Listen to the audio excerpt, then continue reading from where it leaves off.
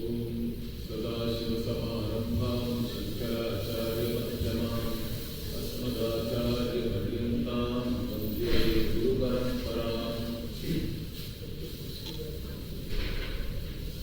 So we have here Ganapathi Mandir, and they said that this is the first temple which was built here, and later on only all other devatas have come, and there are other bigger temples. But I think this being the first one, it has to be special also. Anyway, Ganapathi is special that way because we worship Ganapathi in the beginning of any endeavor we undertake. And Ganapathi's form also is very special. That's what I want you to appreciate here. So one of the things we tell about Ganapathi is Omkara Swarupa. The form of the Ganapathi, if you outline it, it will be like the symbol for Om. And Omkara itself we have to understand what Omkara means. Why Om is so special as a sound symbol, you would say, rather than even a word. See, Omkara can be looked upon as a word also in Sanskritam, but more than that, it is also a sound symbol. So even if you take any Vedic chanting, we always start with Om. Om as the first sound. Even this Ganapathi Atharva also, we normally when we chant, we say Om Namaste Ganapataye Tvameva Pratyaksham Tattvamasi. Like that we start, correct? With Om we start. And Ganapathi being Omkara Swarupa, we also need to understand what Om really signifies or Om means. Om is a very apt word for Bhagavan or Ishvara, because Om, if you look at it as a word in Sanskritam, it comes from the root called Avarakshane. Ava means to protect. So Om can mean also to be protector. One who is the protector of all of us is Bhagavan. So Om that way is very meaningful as a Sanskrita word you take. But Om can be even looked upon non-linguistically. You don't have to look upon Om as a word in a language. Om is also looked upon as a pratika, we say in Sanskritam. Pratika means it is a sound symbol representing Bhagavan again. Now, how does it represent Bhagavan? If we look at it, see, Om, when we break it up according to our Sandhi rules, the Om means it is made up of 3 syllables, we say, or 3 sounds. A, U and M, correct? Now this A, in any language you take alphabets, the first letter is normally A or A or whatever, something related to the sound A. Now why A is the first sound in most of the languages, if you look at it? That is because that is the only sound you can make without, when you open your mouth, the natural sound which comes is A, without making any other effort.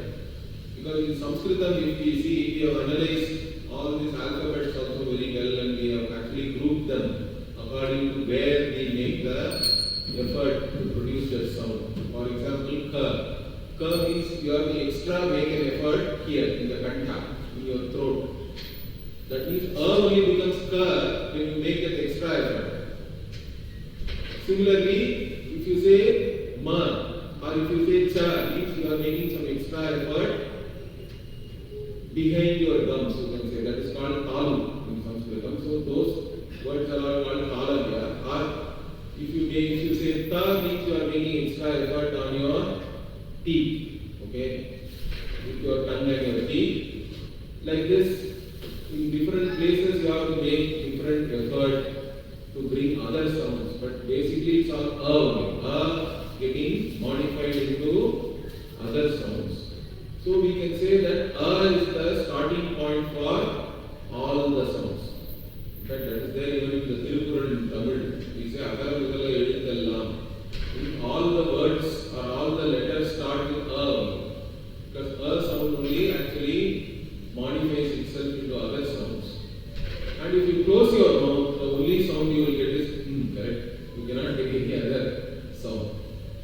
You can maybe give different frequencies like that, but basically the sound is always, once you close the mouth, you cannot get any other sound.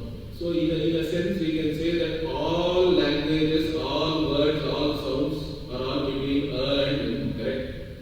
That's all. Every language in the world, all the sounds which we can make, all the music which you can create, everything is between and Then in between we have who also. Who represents all other sounds between and So if you take like that, Om itself becomes the representative of all sounds, all words that can be produced in every language. Now that is then an act, symbol or representation or a name for Bhagavan, because in our vision, Bhagavan is everything here. Correct? All that is here is only Ishvara for us. That is our vision. In fact, that is our unique Vedic vision. Because if you see all other traditions, they may talk about one god, or there are traditions where there are many gods, let us say. And that is even a question you may be facing here in the ego state. Right? You go out, some of your other friends may ask, how many gods are there in your religion? Do you have one god? Do you have many gods? Means what do you say? What answer can you give? Means for us there is only God. That is our vision. There are no one god or many gods and all that. All that is here is only Bhagavan for us. That is the Vedic vision. And that vision is there even in the Ganapathi Atharva Sheersha also. Initially only we say Tvameva Pratyaksham Tattvamasi, which is basically the Mahavakya from the Upanishads. But before going into the Mahavakya, later on in the Ganapathi Atharva Sheersha also, it is said Tvam Bhumi Rapo Nilo Nalo Nabhaha, like that. Bhagavan is looked upon as, Ganapati is looked upon as Bhumi, Apaha, Anilaha, Analaha, and the Nabha means space. So, in our tradition, the creation itself is looked upon as 5 elements, right? There is a 5 elemental model we have. And this 5 elemental model not only covers the physical creation, it also covers the subtle world, even our mind and the sense organs and all those things and organs of action, what we call as prana and manas and indriya. All these things are also covered in the creation, because we say initially from Bhagavan Akasha came, the space came, right? Even in the Taittiriya Upanishad, Tasmad Etasmad Atmanaha Akasha Sambhutaha, like that it is said. So from this Brahmatma, Ishvara, Akasha was the first to come. Akasha is the most subtle element, you can say, in the creation, because even though everything, so many things are there, it gives accommodation to everything, but it itself is indivisible, correct, and partless. So it is a subtle Akasha, but the physical Akasha itself is actually a product of subtle Akasha, like there is a concept of Tanmatra and all that.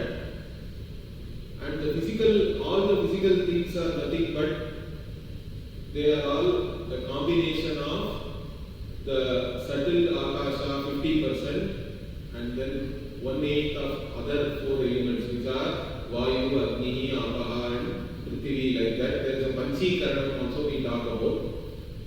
These things just to show that the subtle has become the gross, and to become gross it has to combine with all other elements also.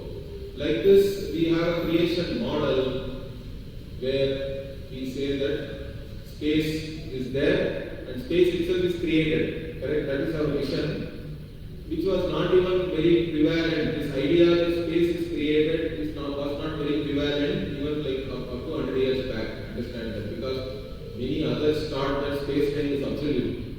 But in our vision, always space-time is created.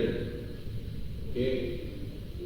And in fact, that we can very easily understand, because in your dream, you created only new space-time. Right? Every time you dream, you are creating a new space-time, and all the objects and beings in that are also projected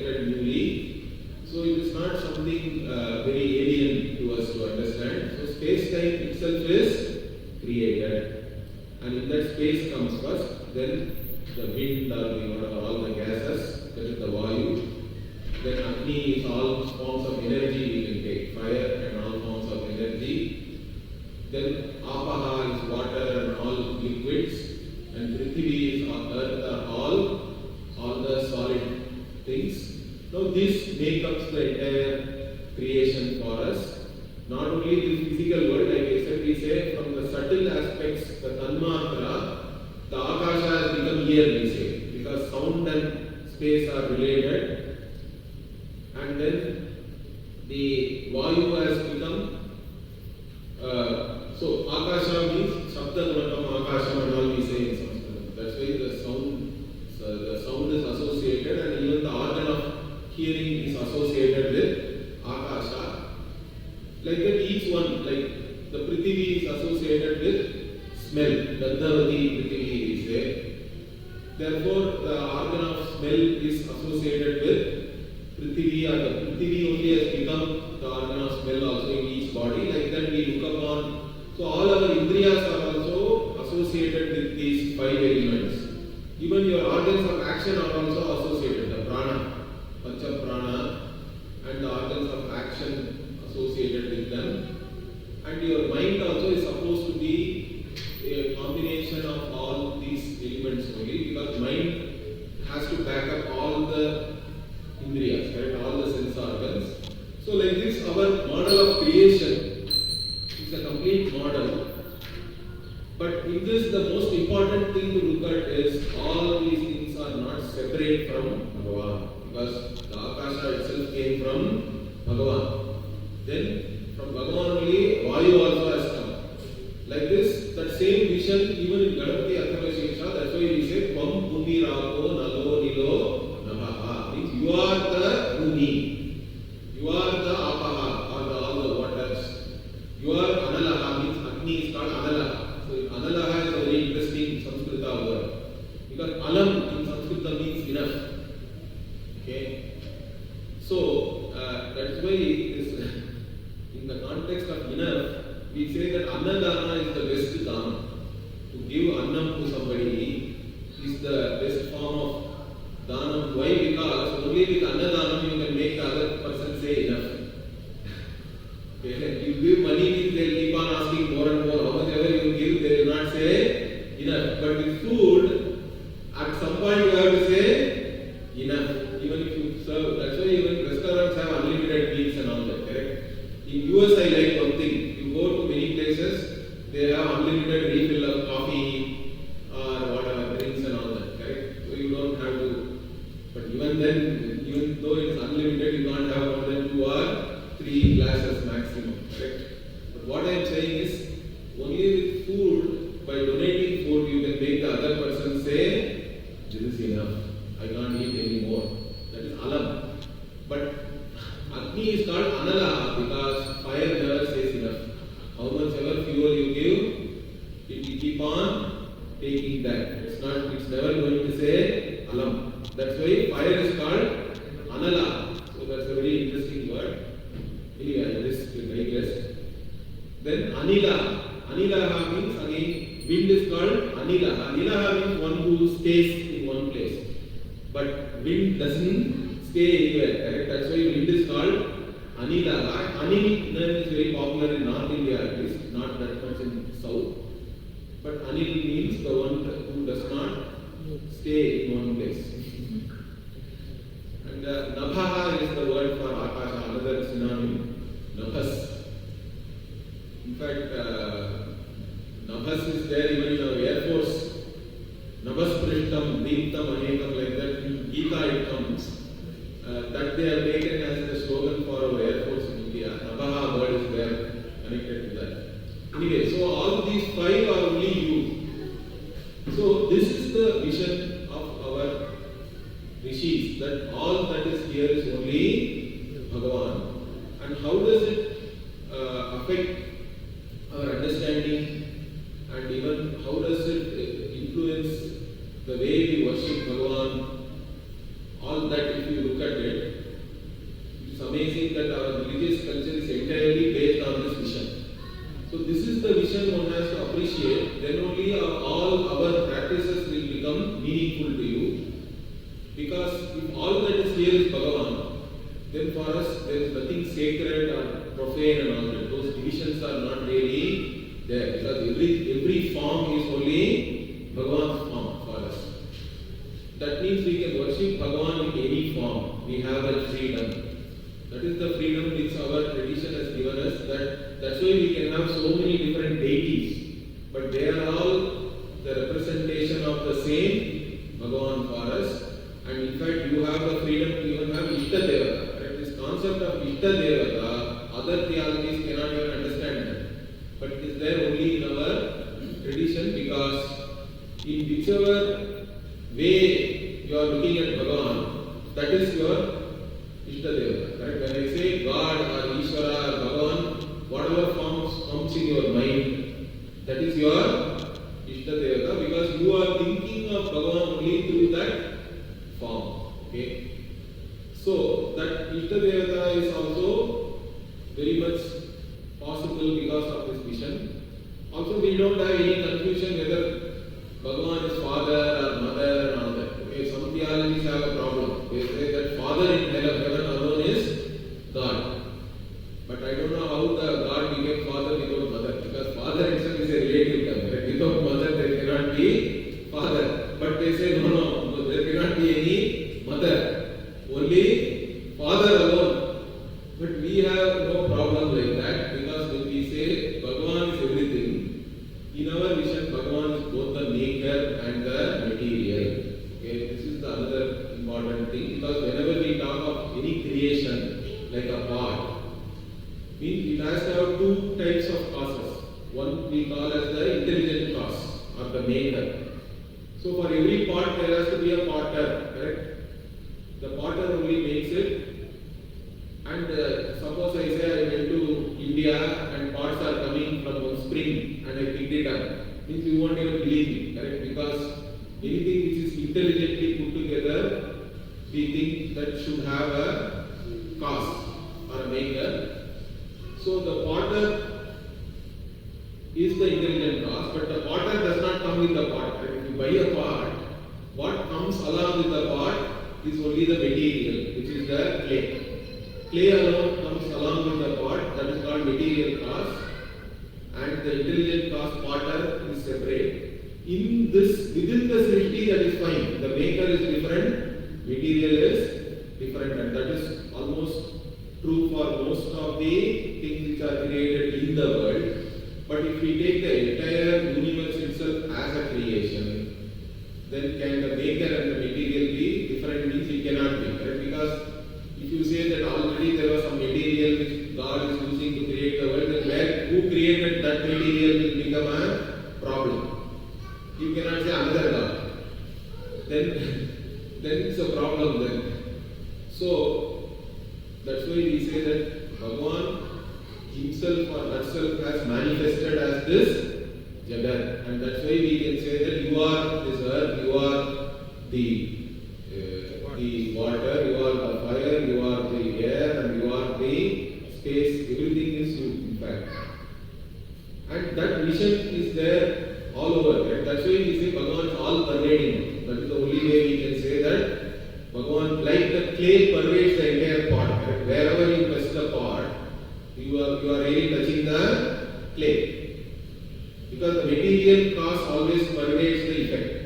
Like that, if Bhagavan is the material cause for this srishti, all forms are Bhagavan's forms. Wherever you can invoke Bhagavan on anything. That's why in India we have a tradition, right? Ganapathi Puja, if we have to do, you don't have to get a Ganapathi idol or anything. All I have to do is, I take some turmeric, put some water and make a lump, and I can invoke Bhagavan, Ganapathi on the turmeric lump. Or I think in Maharashtra they do it on a betel nut or something. In different parts in India, we have different traditions.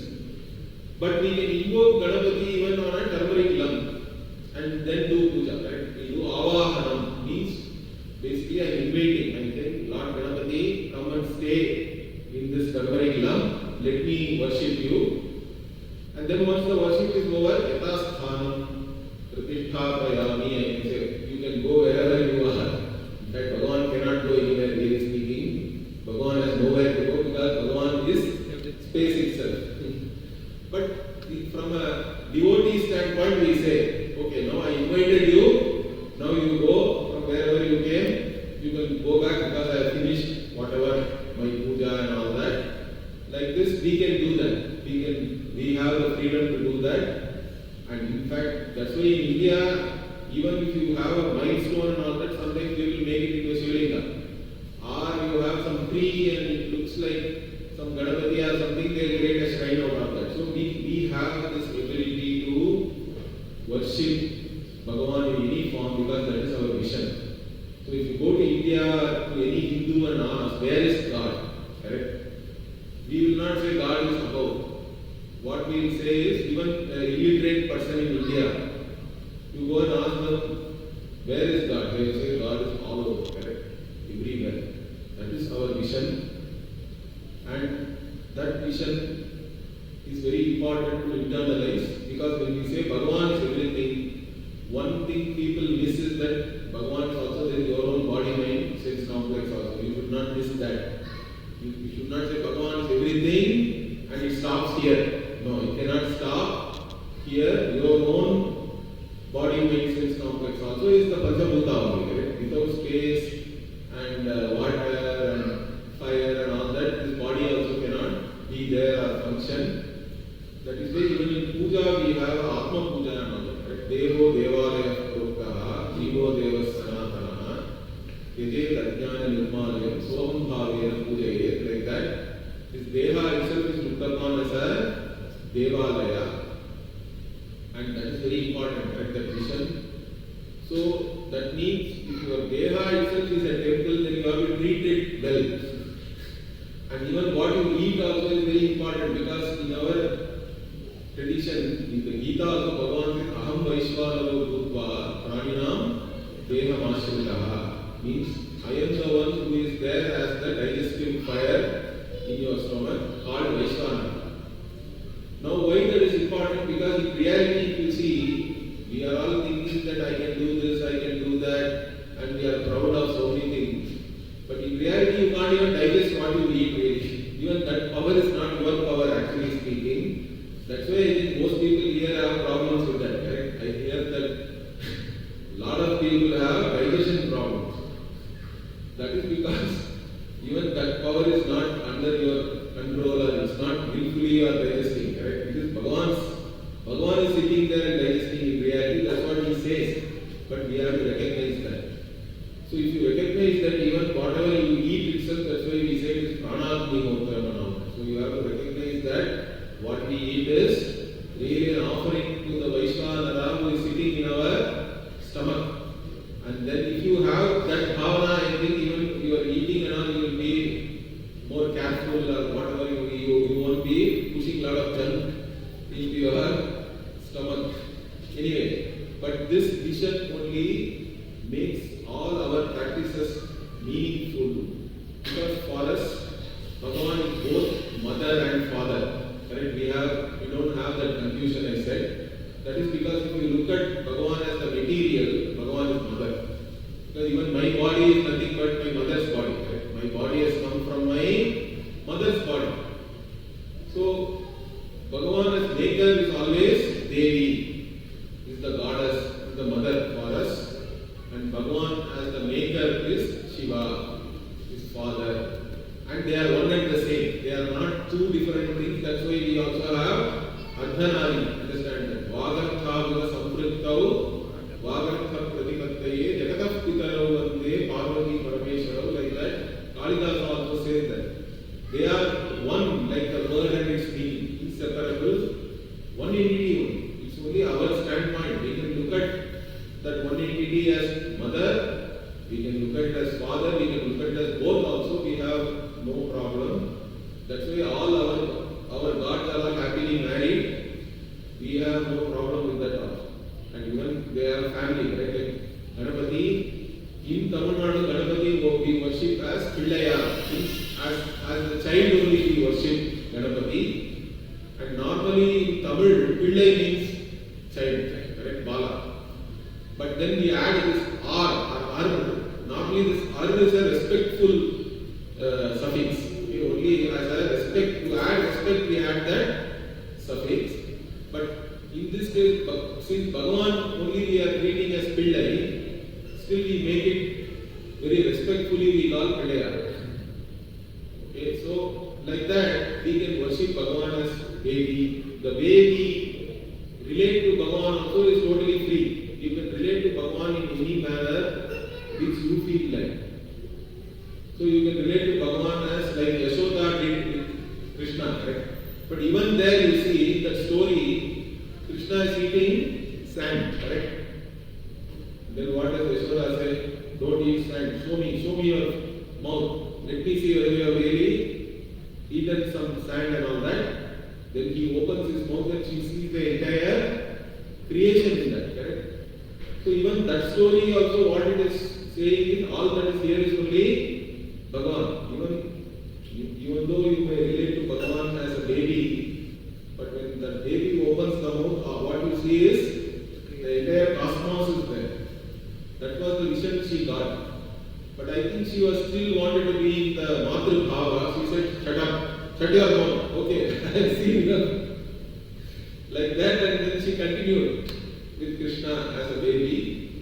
So that is the beauty. In fact, in Tamil also there was a great poet, Bharati. So he has written so many poems looking at Krishna as different ways relating to Krishna. Okay? So even as a lover, Kannan in Kavani, like that he has written many poems with Krishna as his lover, or as his friend, or as his parent, or as his child, like that.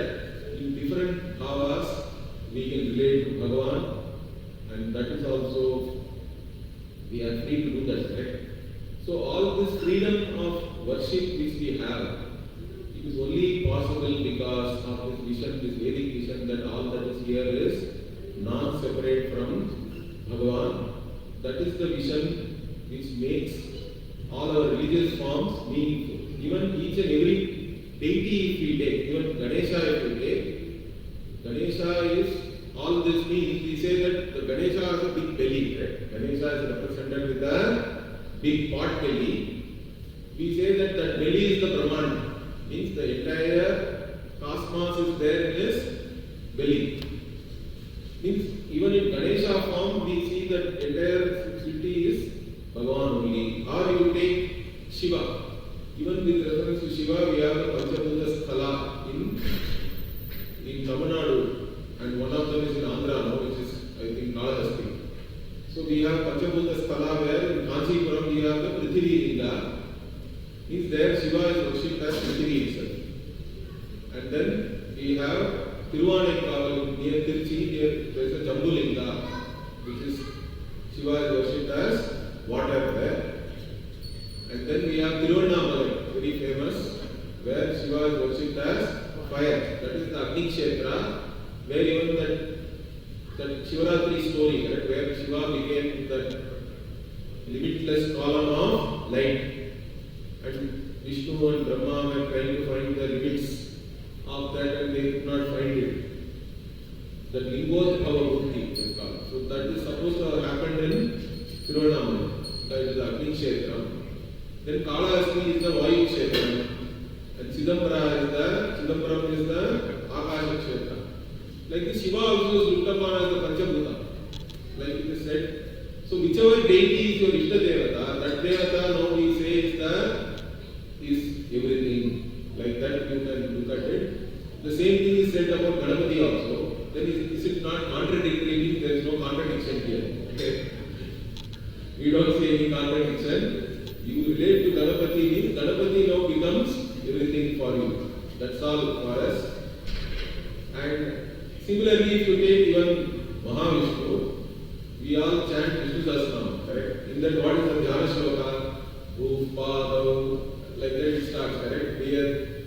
So, even for Mahavishnu, you say your Pada is the Bhumi, then the space is your stomach, then your head is there in the heavens and all that, correct? That means Mahavishnu, Tribhuvana, Vapusham, Vishnu, Misham and all we say.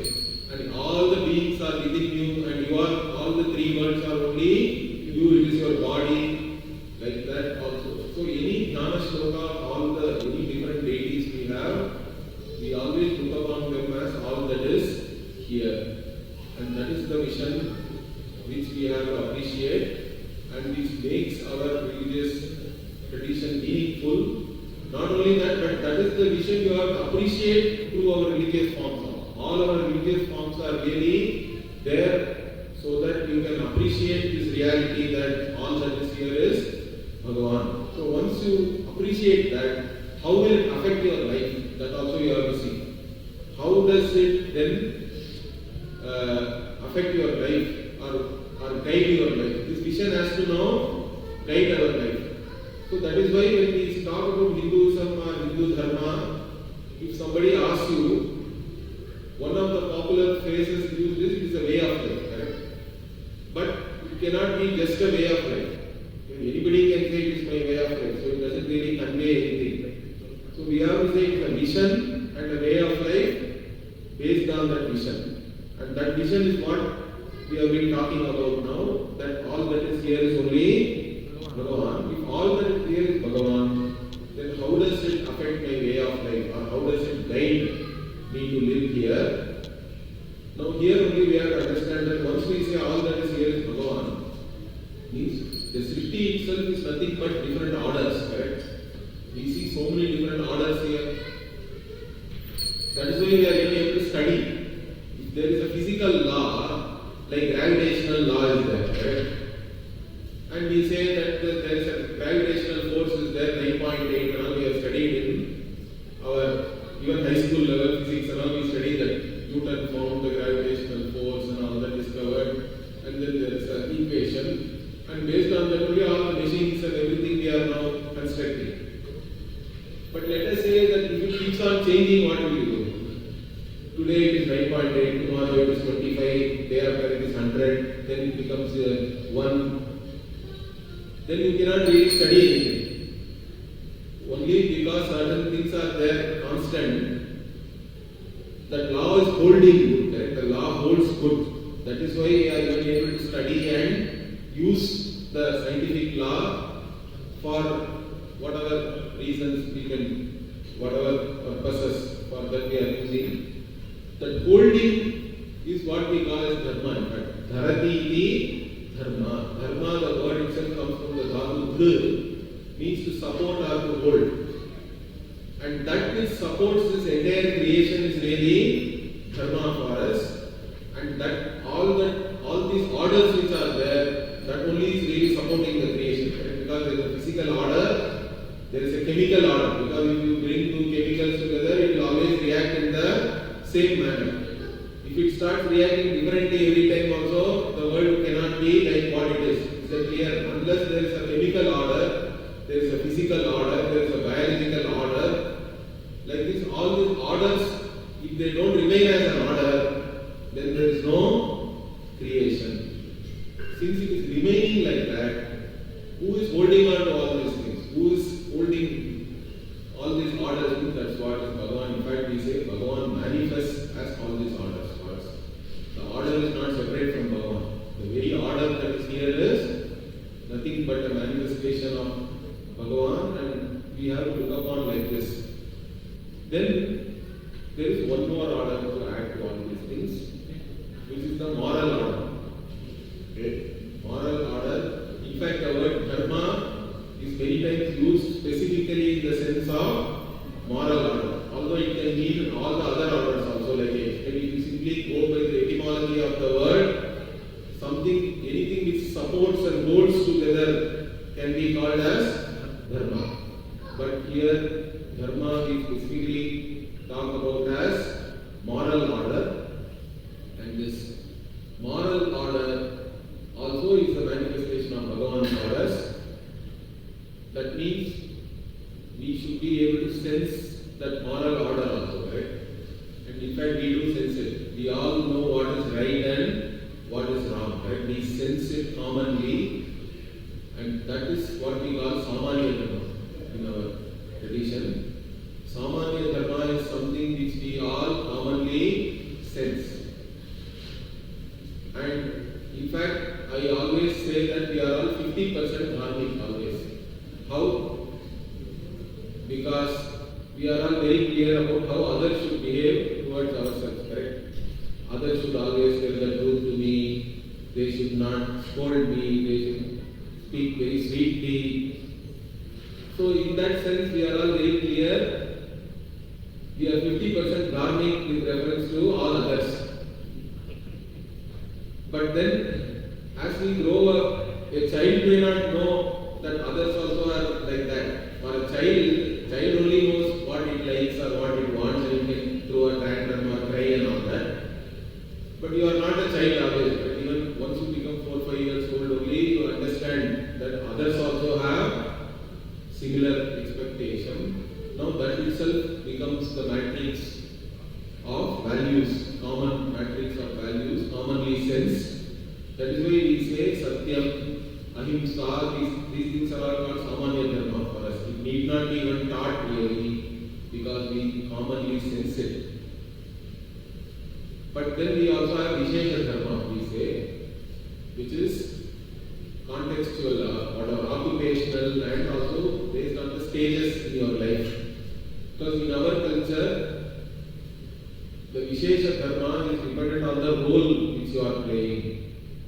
All of us play different roles, right? That is human life. Human life is nothing but playing different roles. And you are playing the role, initially you are a child, you don't play a big role. But once, as you become, even if you join the school, you become a student. So student is a role, means for us, every role comes with a duty. Correct? Every role comes with a duty. And duties you have to do according to the role. So you are a student, you are then what? You are a son or a daughter, means even there you have some duties towards your parents, and then later on you can become you are a citizen of a country, means even the country or the state expects certain things, right? You have duties as a citizen. Then you are a spouse, means you have duties as a spouse. Once you become a parent, again you have duties as a parent. Like this, we are all the time playing different roles, and all the roles are coming with different duties for us. But there is also one more thing, which is, so duty means whatever you have to do, right? Kartavya. But then there is a conflict also. What is the conflict? You also have your own likes and dislikes. Okay? Every human being, if we take, the human conflict is very simple. Even in the Bhagavad Gita also, the human being is looked upon as one who has the knowledge of right and wrong. Like I said, this we commonly sense. But we also have our own likes and dislikes. Now, where is the conflict? If your like and what is right is same, there is no conflict. You are spontaneously dharmic, you are happy, even others will be happy again. Similarly, what is wrong is what you don't like, means also there is no issues. But generally the conflict is because what you like is not right. Illegal, immoral or calorific, like somebody said. So, what do you do then? Whatever I like, I go along with what I like, or I do the right thing. This is the human conflict. And many times if you go with whatever you like, then immediately also you are going to have problems, correct? Because if you do something wrong, means basically you are going against Bhagavan's order. Because right and wrong itself is a manifestation of Ishvara for us. And that's why we are commonly sensing it. But in spite of that, due to your own likes and dislikes, which is an individual thing, if you go against it, you will always feel guilty because you knowingly only always do this. Even though sometimes we give excuse that I did not know it was wrong and all that, that's only an excuse. Really speaking, ignorance cannot be a defense, even in a court of law. So, or even if you are confused, you should clarify what is right. As a human being, you have the responsibility to know what is right and what is wrong, and you have to follow that. But if you are not following what is right, immediately you are going to have guilt and fear and all that. That is the Drishtapada. But we also say that if you do something wrong, you are going to gain Papa. This is Adrishta. So according to our Vedic vision, every action produces two results. One is the Drishtapalam, which whatever immediately you are experiencing. But depending on what you did is right or wrong, you are also gaining Adrishtapalam, which is unseen, but it is there. That is our belief. Okay, that is papa. If you do something wrong, it is papa. If you do something right, it is punya. And that will fructify later. The punya will fructify as pleasant experience. Papa will fructify as unpleasant, undesirable experience. Now, that is what we say, that is all part of dharma in fact. Okay, when we say normally I am gaining dharma, means basically the punya only is meant as dharma. The dharma purushartha, even the priest, he asked you to do sankalpa, correct? Dharma, artha, kamya, moksha and all that. When you are seeking dharma or pursuing dharma, really what you are pursuing is punyam, means basically you should have the free will, okay, free enough to do the right thing, correct? That's what I call freedom. What is freedom? Because there is a confusion here. Many young people also think that I want to be as I like. Okay, if I can do whatever I like, I am free. That's not real freedom in fact. You cannot do whatever you like and go and step on somebody else's toes, correct? Then you will get nicely from the other way. So, your freedom is already restricted by the commonly sensed matrix of values, which you are also sensing, which others are also sensing. Of course, there are also other role-based things and all that, because a policeman has certain special duties and powers to enforce whatever to do his duties, etc. So in such cases, you may have to also obey the rule, whatever are the laws which are there. So basically, being free means it's not that you are free to do whatever you like. In fact, you should be free enough to do the right thing. That is the real freedom. Otherwise, you are actually a slave of your own likes and dislikes. Correct? You are always pressured by your likes and dislikes, and if you do something wrong, then that is not real freedom. Then basically, it is you are under the vasha of your own raga, dvesha, likes and dislikes. So one has to rise above one's own likes and dislikes and do the right thing. If you do that, you are in harmony with Ishvara. That's why you always feel happy when you do the right thing. Understand that? You can have hardship in life. That is not really suffering or sorrow or anything. Anybody can work hard, do difficult things. You may not have enough money and all that, but that may not be really sorrowful. What is sorrowful is, if you do the wrong thing, then you are going to have problems. In spite of all the difficulty, if you do the right thing, you will always feel good about yourself and you will feel happy. That is dharma for us. So dharma is the only thing which can lead you to happiness. Because by doing the right thing alone, you will have even self-respect also, you will have then only. You will feel good about yourself and you don't have to fear anything. There cannot be any fear or guilt and all that. If you overcome, that is the happiness which we seek, and that you can get only by following dharma. And this dharma is not some commandment which Bhagavan has given us for us. It is Bhagavad Swarupa itself. Bhagavan manifests as also the moral order. Whenever you are doing the right thing, you are in harmony with Bhagavan. Whenever you are doing something wrong, only your ego is there. Is that clear? Because you do something wrong due to your own likes and dislikes. That means in spite of knowing right and wrong, you are doing something wrong means that is your ego. But whenever you do the right thing, you are in harmony with Ishvara, Niyati and Dharma itself, and that alone can keep you really happy. So this is what I just wanted to convey, that even whichever deity we have in our tradition, all of them are representing the vision that all that is here is only Ishvara. So we have only Bhagavan, and our way of life is based on that particular vision. And so that's what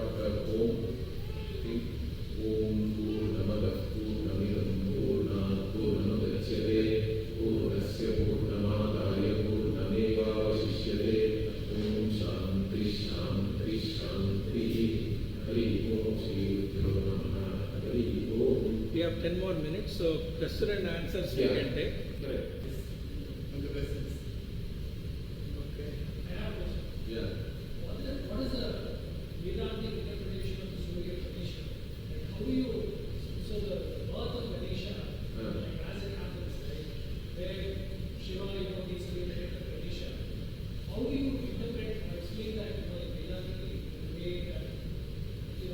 Okay, that story itself is there, that is correct. And so Parvati creates Ganesha out of her own body and then puts him as a bodyguard, correct? And tells her, you should not let him, whoever comes in, don't let him. And when Shiva comes and he wants to go in, he is stopped by Ganesha, and then even after Shiva says who he is and all that, he doesn't let him in, correct? And that's why he hates him. But then once Parvati comes, she is inconsolable, so he says, go and get the first head you find of any dead being, they get the head of an elephant. In fact, so then the elephant is put and then Ganesha is again alive. And then he gives this boon that because I did this to you, so you will always be worshipped first and all that. But there is an interesting interpretation for this Gajamukha. You see, in the Vision of Ishvara also, I said that the first thing is Tvameva Pratyaksham Tattvamasi is there. So you are the Pratyaksha Tattvamasi means Ganesha's form itself represents the teaching Tattvamasi. That's what is said there. How does the Ganesha's form represents Tattvamasi if you look at it? We say that Gaja head, correct? The Gaja word itself they interpret very interestingly. Ga means Gachanti. Gachanti yoginaha tatra iti ga means the yogis reach this Brahman, the Nipuna Brahman. Reach means understand or know, getting basically. So that Ga represents the knowledge itself, Param Brahma, and Ja means Jayante iti ja, means that which is born out of this Brahman, which is this Jagat and all that. So the Gaja Mukha represents Jagatkaram Brahma, the face of the elephant represents this Brahman as the cause of everything. But the body is human body, correct? The human body represents the Jiva, the individual. So there is, the head is actually representing the cause of everything, and the body represents the individual Jiva. And since both of them are in one body now, they are one really, so that it represents the teaching Tattvamasi. Because in Tattvamasi, Tat is Jagatkaranam Brahma, Tvam is Jiva. And both are identical. The identity is the teaching. Of course, like any equation, an equation should have something different, right, on the left and right. Because if I say that you are Jagatkaranam Brahma, straight away you say, no, how can you say that I am this puny guy sitting here in some place and you are saying I am the cause of everything and all that? Then we have to understand that, correct? Like any identity, any equation, the left hand side, right hand side, you have to arrive at the identity. That is the entire Vedantic teaching is that. But Ganesha represents the teaching because in Ganesha, Tat is the head, Tvam is the body, and both are one entity or one and the same. So Ganesha represents that teaching. Okay? Yeah. Just a question, like in all our Indian or Hindu text, if you take Vedas, Upanishad, or even Gita, everything is kind of related to Indian subcontinent. But when we talk about whole earth, cosmos, and everything.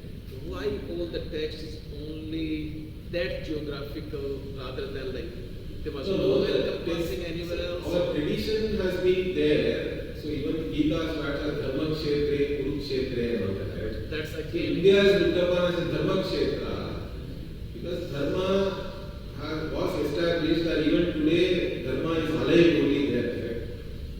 Of course, the Dharma was spread far and wide. Some people even say that Kapila Muni came all the way down here and all that. There are references in Purana that he dug all the way and came to the other side of there. And then he started living there. That's why many people even in America, right now US is considered to be the place where Kapila Muni lived and all that. Right? Kapila Aranya, he used that word in his song. He said that what Raunchat Dvive, Ramanaka Varshe, Andhra Kande and all that. So of course, yeah, it's not that it's there only in India, but only in India right now, at least historically, we are able to place all these kshetras and all that. But as a Hindu, wherever we go, all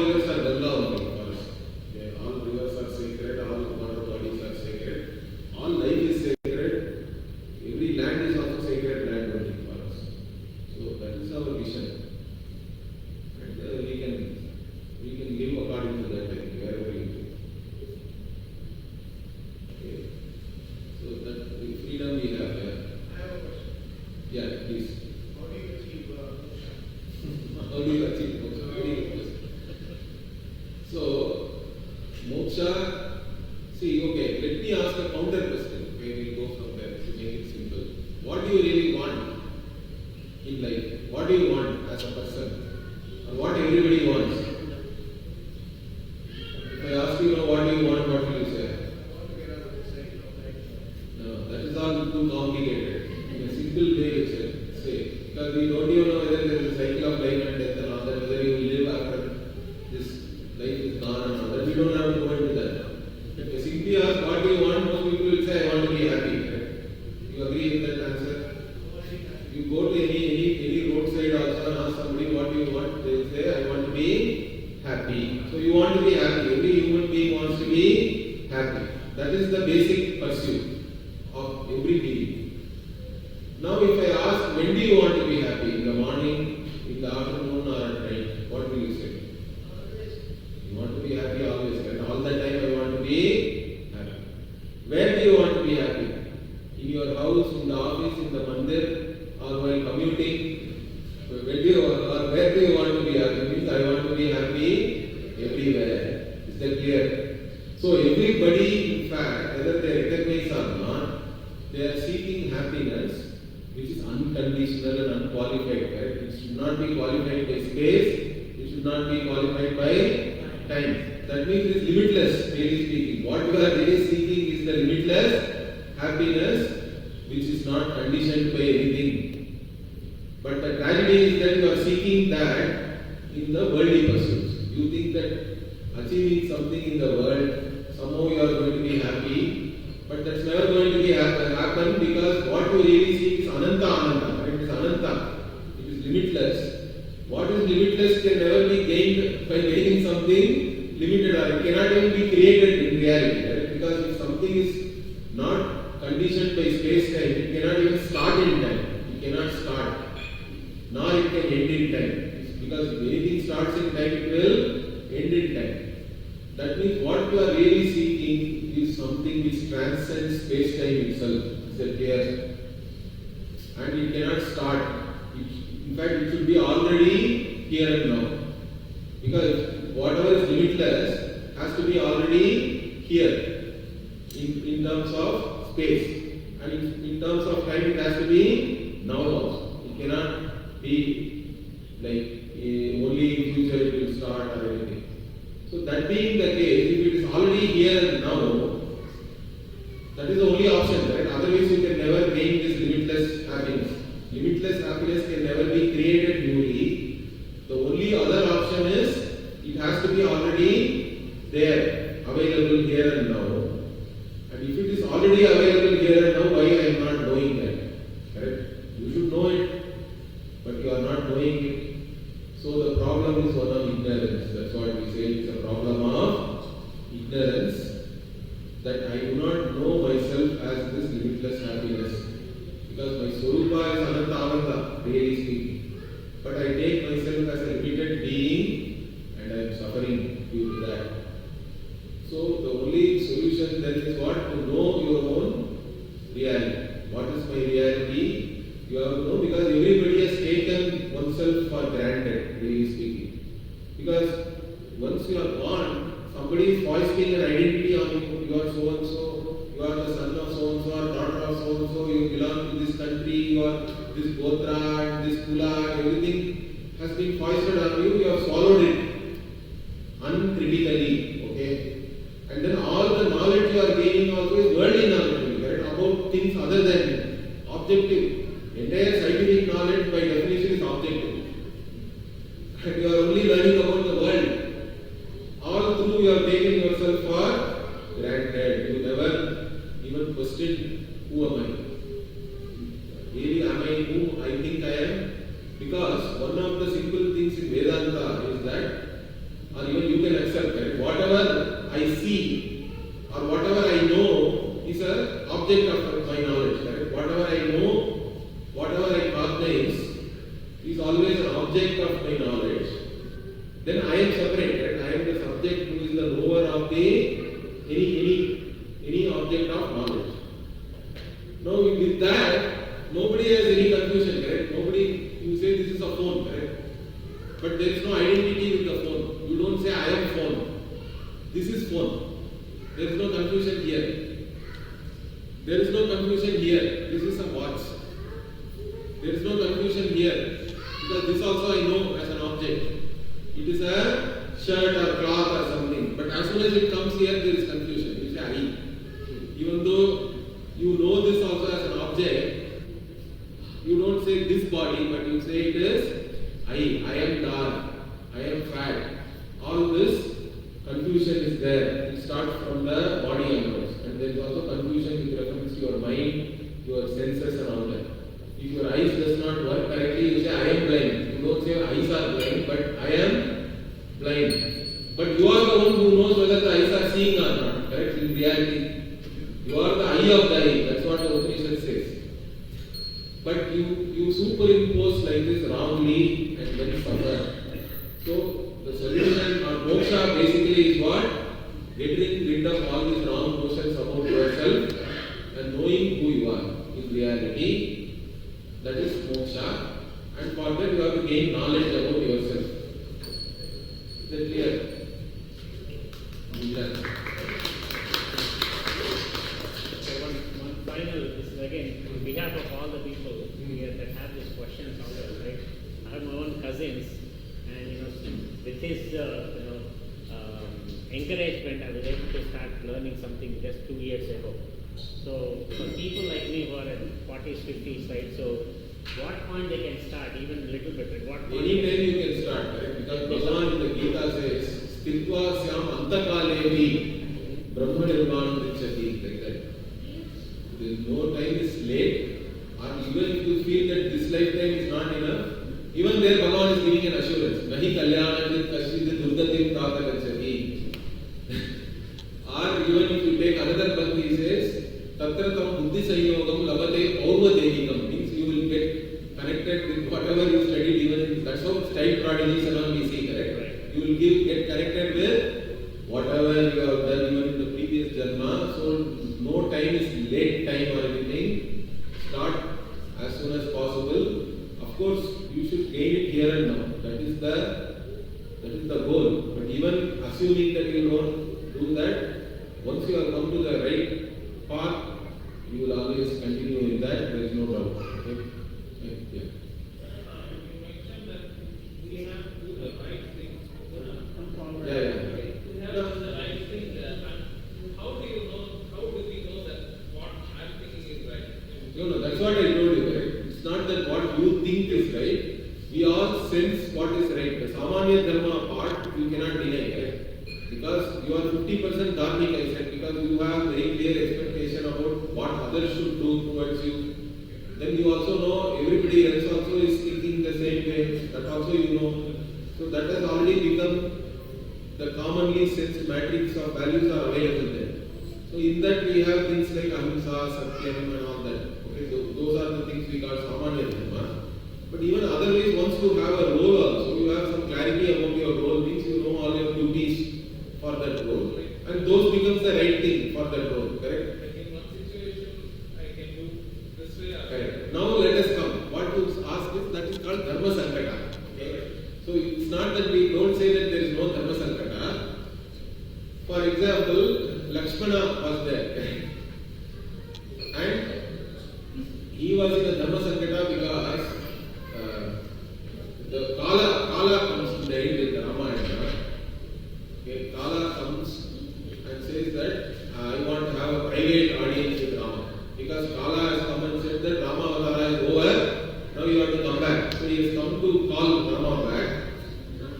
Then Rama tells that, okay, I am going to have this conversation with Kala, you wait outside. You have to guard. You should not let anybody inside. Okay? That is the Ajna. If you let anybody inside, I kill you. He says that. Okay?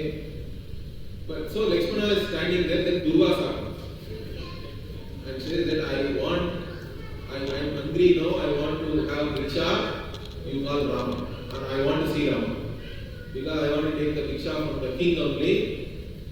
Lakshmana, there are so many things. Why don't I am there, I am good enough, I can take care of you and all that. Durvasa is not ready to listen. So what will he do now? Because Durvasa is now ready to give Shapa to the entire kingdom of Ayodhya. Okay?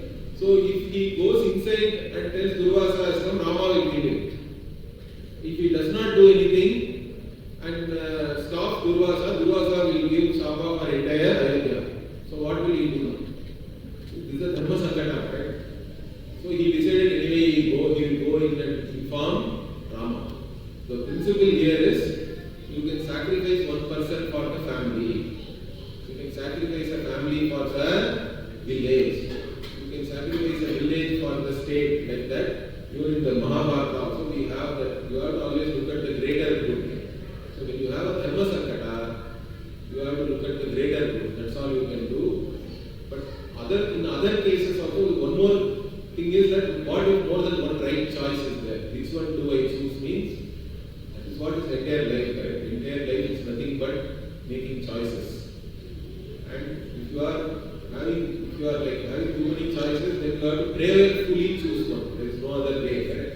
In fact, that is why in our everyday prayer also, Gayatri, the Vidya Sandhya Vandanam, the Gayatri mantra is about like we are saying, may you impel my mind, correct? That is Dhiyo Yonaha Prachodaya. Not only me, but everybody else also. It is a collective prayer.